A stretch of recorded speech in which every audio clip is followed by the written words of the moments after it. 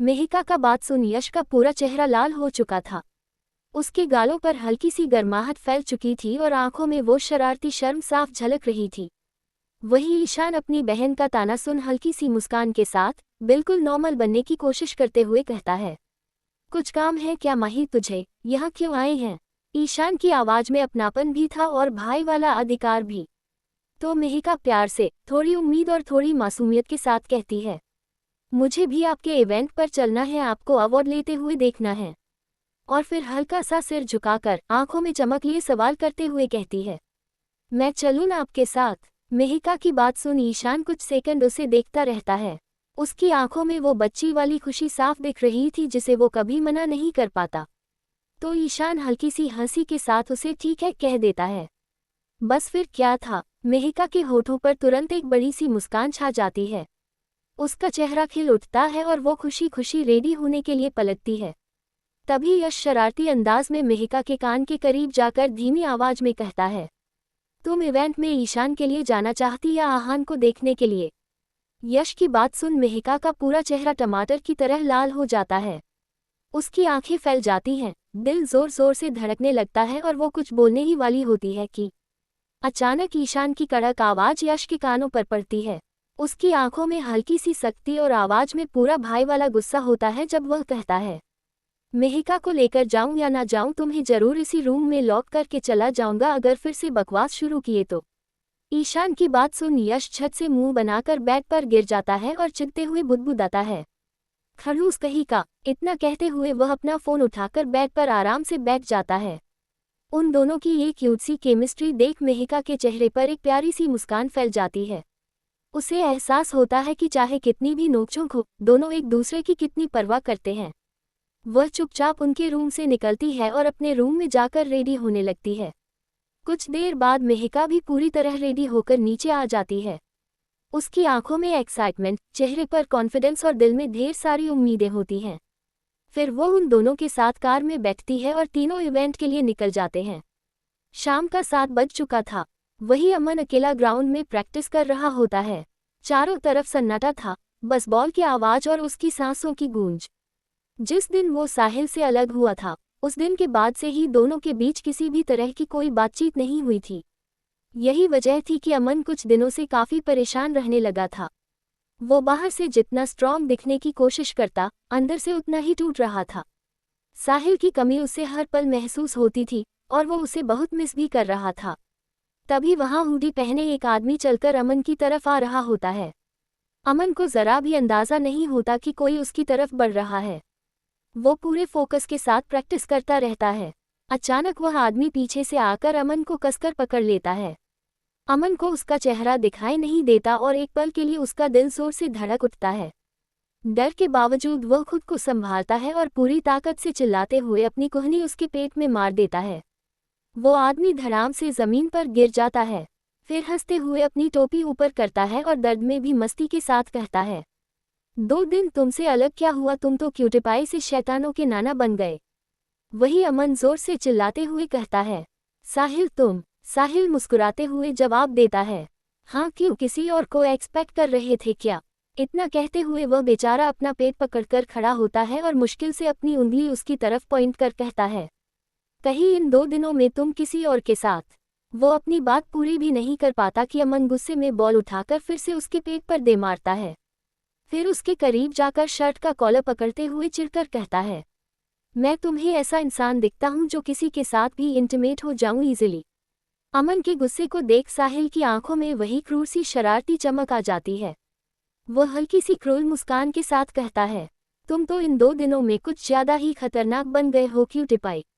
अमन उसका कॉलर छोड़ते हुए गहरी सांस लेता है और थके हुए, टूटे हुए लहजे में कहता है, अगर इतना ही खतरनाक बन गया हूं तो क्यों आए हो मेरे पास? अमन के सवाल पर साहिल बिना कोई जवाब दिए उसके कमर को पकड़कर अपनी तरफ खींच लेता है। वह उसके होठों को हल्के, सेड्यूस्टिव अंदाज में छूते हुए कहता है, खतरों से खेलना तो साहिल की पुरानी आदत है जान। साहिल के इतना करीब आते ही अमन का दिल फिर से तेज धड़कने लगता है। वो धड़कन जो इन कुछ दिनों में जैसे थम सी गई थी, अब फिर से जिंदा हो उठती है। अमन की धड़कनों की आवाज़ जैसे साहिल सुन लेता है, वह उसे और भी अपने करीब खींच लेता है। उसके चेहरे पर हाथ रखकर बेहद प्यार से कहता है, बहुत मिस किया ना तुमने मुझे। वही अमन उसका हाथ अपने चेहरे से झटक देता है और एटीट्यूड के साथ कहता है, हमारे बीच सिर्फ सेक्स का ही रिश्ता था तो मैं तुम्हें मिस क्यों करूंगा। अमन की आवाज में सख्ती थी, मगर उसके दिल के अंदर वही पुरानी कसक फिर से जाग उठी थी। वो खुद से झूठ बोल रहा था और ये बात वो भी जानता था। उसके शब्द भले ही ठंडे थे, मगर आंखों की नमी उसे बेनकाब कर रही थी। उसकी बात को सुन साहिल जोरों से हंसने लगता है, जैसे उसे पहले से ही पता था कि अमन ऐसा ही कुछ कहेगा। साहिल अपने पॉकेट से फोन निकालता है और उस दिन का वीडियो उसे दिखाता है, जब अमन अलग होने के बाद फूट फूट कर जमीन पर बैठा रो रहा था। उस वीडियो में अमन बिल्कुल टूटा हुआ था, वो अमन जिसे दुनिया ने कभी मजबूत और बेपरवाह देखा था। अपने ही आंसुओं से लड़ता हुआ, साहिल का नाम बुदबुदाता हुआ। उस वीडियो को देख अमन चिढ़ते हुए कहता है, तुम जानबूझकर मेरी वीडियो बनाते हो ना ताकि मुझे ब्लैकमेल कर सको। उसके शब्दों में गुस्सा था, मगर उससे ज्यादा डर था, डर कि कहीं साहिल उसके दिल की वो सच्चाई न देख ले जिसे वो खुद से भी छुपा रहा था। वही साहिल हैरानी वाला एक्सप्रेशन बनाते हुए कहता है, ओ, तुम्हें मेरा सीक्रेट पता चल गया। इतना कहते ही वो अमन को फोन दिखाकर चिढ़ाना शुरू कर देता है, क्राई बेबी कह कहकर। उसकी शरारत के पीछे भी एक अपनापन था, जो अमन को अंदर तक हिला रहा था। अमन उससे फोन लेने की कोशिश करता रहता है, मगर साहिल अचानक उसका हाथ पकड़कर अपने करीब खींच लेता है। साहिल फोन को अपने पॉकेट में डाल देता है और बिना कोई मौका दिए उसके होठों को पेशेंटली चूमने लगता है। साहिल के अचानक चूमने से अमन का पूरा शरीर थम सा जाता है, जैसे वक्त रुक गया हो। उसकी आंखों में आंसू भर आते हैं, दिल जोर जोर से धड़कने लगता है और वो धीरे धीरे अपनी आंखें बंद कर लेता है। वही साहिल उसके होठों को चूमते हुए उसकी जीभ को भी चूसने लगता है, मगर इस बार उसमें जिद नहीं, सिर्फ एहसास था। तभी साहिल के मुंह के अंदर अमन के गर्म आंसू का स्वाद चला जाता है। साहिल एक पल में ठिठक जाता है। वो तुरंत अमन से दूर होता है और उसकी आंखों में देखते हुए कहता है, सॉरी, मैं भूल गया था कि तुम्हें मेरा ये सब करना पसंद नहीं है। उसकी आवाज में पछतावा था, खुद से नाराजगी थी। वो अपने सर पर जोर से मारते हुए कहता है, क्या करूं, तुम्हारे करीब आते ही मैं सब कुछ भूल जाता हूं। वही अमन को साहिल की ये बातें बिल्कुल भी अच्छी नहीं लगती। उसे अच्छा नहीं लगता कि साहिल खुद को दोष दे, मगर उसके पास इतनी हिम्मत भी नहीं होती कि वो साहिल को बता सके कि उसके आने से वो कितना ज्यादा खुश है। ये आंसू दर्द के नहीं थे, ये खुशी के आंसू थे जो साहिल के करीब आते ही बिना इजाजत बह निकले थे। अमन को खामोश देख साहिल उसका हाथ पकड़ लेता है और उसे अपने साथ कॉलेज के गेट से बाहर ले जाने लगता है। अमन अब भी चुपचाप उसके साथ चलता रहता है, बिना सवाल किए, बिना रोके, जहां भी साहिल ले जा रहा था। वही साहिल उसे अपनी कार में बैठा देता है और खुद ड्राइविंग सीट पर बैठकर अमन की तरफ देख कहता है, किडनैप नहीं कर रहा, बस अपने घर ले जा रहा हूँ। तुम थोड़े थके हुए लग रहे हो, जैसे कितने सालों से सोए नहीं हो। इतना कहते हुए वो कार स्टार्ट करता है और कॉलेज से बाहर निकल जाता है। वही फिर से साहिल की वही फिक्र देख अमन के होठों पर हल्की सी मुस्कान आ जाती है। वो साहिल के चेहरे को देखता हुआ अपने मन में ही कहता है, अगर ऐसे ही फिक्र करते रहे तो सच में तुमसे प्यार हो जाएगा साहिल, जो मैं करना नहीं चाहता। दूसरी तरफ ईशान भी दोनों के साथ इवेंट में पहुंच चुका था और तीनों जाकर सबके साथ आराम से बैठ जाते हैं। माहौल में रोशनी, म्यूजिक और लोगों की हलचल थी। वही उस इवेंट में कॉलेज के स्टूडेंट्स के साथ साथ सारे प्रोफेसर और राजवीर भी शगुन और अपने भाई के साथ आया हुआ था। दोनों साथ में किसी परफेक्ट कपल की तरह लग रहे थे। जैसे ही यश की नज़र राजवीर और शगुन पर जाती है, यश का दिमाग टनक जाता है। वो गुस्से में अपनी मुट्ठी बांधकर खड़ा हो जाता है और उनके पास जाने ही वाला होता है कि तभी नरेन, यश के चाचू, उसके पास आकर उसका हाथ पकड़ लेते हैं और प्यार से कहते हैं, भाभी को मैं यहाँ लेकर आया हूँ यश, तो अगर नाराज होना है तो मुझसे हो जाओ। नरेन की बात सुन यश मुस्कुराते हुए कहता है, मैं आपसे कभी नाराज हो सकता हूँ क्या चाचू। वही ईशान की नज़र उसके चाचू पर जाती है। वो भी खड़ा होकर उनके पास आता है और कहता है, ये कौन है, यश। तो यश दोनों को एक दूसरे से इंट्रोड्यूस कराते हुए कहता है, ईशान, ये मेरे बेस्ट चाचू हैं, और चाचू, ये ईशान है, मेरा सीनियर। ईशान, ये नाम सुनते ही नरेन यश की तरफ देखते हुए कहते हैं, वही ईशान ना। यश सिर हिला देता है। वही नरेन ईशान के सामने हाथ बढ़ाते हुए कहते हैं, बहुत तारीफ करता है यश तुम्हारी।